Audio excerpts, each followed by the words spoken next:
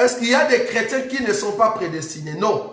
Parce que nous ne parlons pas du mot chrétien comme étant un concept de ceux qui mettent la Bible sous leur selle et qui vont quelque part. C'est pas ça la définition d'un chrétien. Un chrétien, c'est celui qui vit Christ dans sa vie. C'est ça un chrétien. Un chrétien, c'est Christ qui marche aujourd'hui. Donc, il doit mettre en pratique la vie du Seigneur.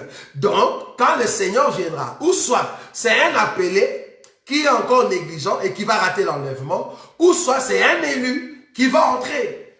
Donc, on n'est pas soit faux chrétien. Non, le faux chrétien n'existe pas. Ça, c'est un terme d'homme. On a toujours de vrais chrétiens. Donc, un chrétien, c'est un chrétien. Donc, ne comparez pas toutes vos sœurs qui vont à l'église avec des cheveux jaunes, toutes vos sœurs qui ont des cheveux rouges, toutes vos sœurs qui vont à l'église avec des pantalons serrés. On voit leurs cuisses, on voit tous leurs habits, leur tenue d'intimité, avec vos frères qui ont des signes sur la tête. Quand on dit chrétien, il ne faut jamais les comparer avec ses frères qui chantent et qui dansent, qui est en train d'exhiber des danses sexuelles. Ce ne sont pas des chrétiens.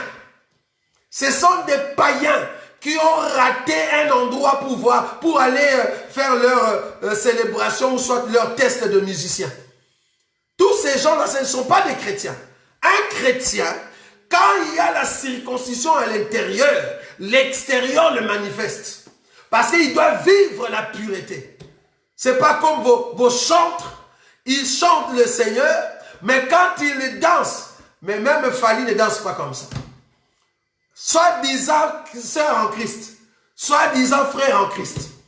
Tu le vois dire les choses de Dieu, mais dans des coulisses, la sœur a des copains, la sœur a des hommes, elle couche avec des hommes, le frère couche avec des sœurs à l'église, mais quand il chante, il fait semblant d'avoir l'onction. Ça, ce ne sont pas des chrétiens. Ce sont des criminels spirituels qui sont venus dans des églises. Et ce n'est pas leur faute, c'est la faute aux pasteurs. Des pasteurs impudiques, adultères, qui laissent ces choses. Parce que vous ne voulez pas marteler sur le péché. Dieu est bon. Dieu est miséricorde.